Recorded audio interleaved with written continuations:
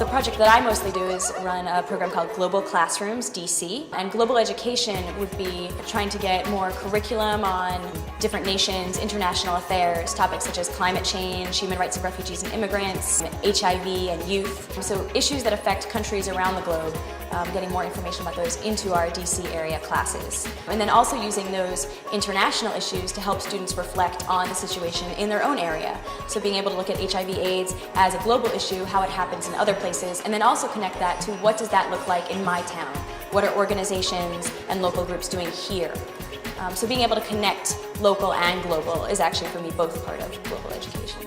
It's important for high school students to learn about global issues because, as people say, we are the future and we need to know about what's going on and how we can better life as we get older. Well, I have to say that I enjoyed it a lot. I never thought Model UN could be this fun. I guess maybe because my last year going in, I was fresh meat, so I didn't really know a lot about it. But I feel like this year I learned more about parliamentary procedure, and I learned to work with different countries.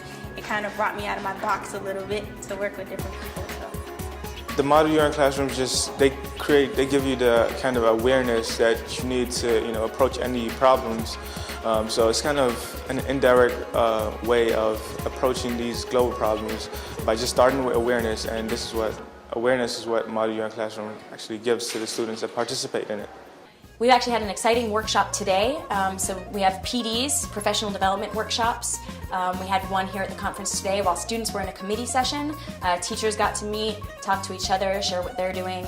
National Geographic presented a new website that they're launching that has these great map maker tools where you can print out large maps on 8.5 by 11 sheets of paper. So trying to provide teachers with resources they'll be able to use in the classroom to support social studies, to support learning about other countries, to use in their Model UN clubs. So we were able to provide them with those resources.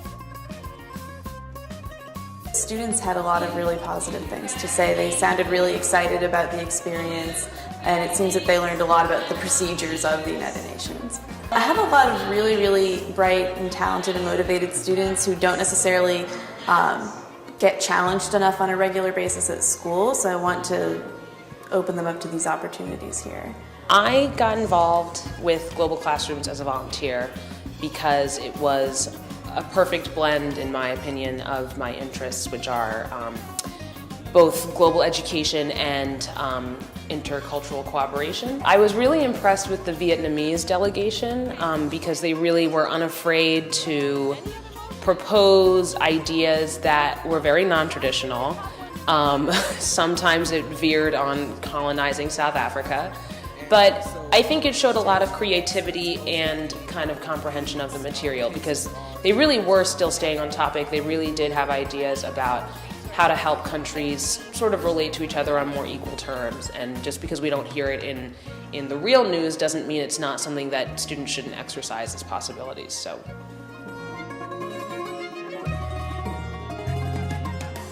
So we're fortunate to work with a lot of great partners.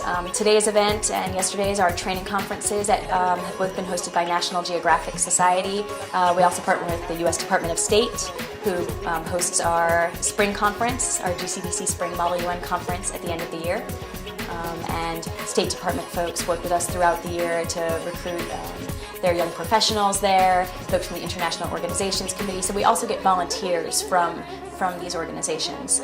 We have a memorandum of agreement with DC Public Schools, so DCPS is another main partner, and so working with them, having that agreement really helps us get into classes to show teachers that they are supported in using our program, that we are a program that DCPS feels helps fill a gap in global education that we have in our schools.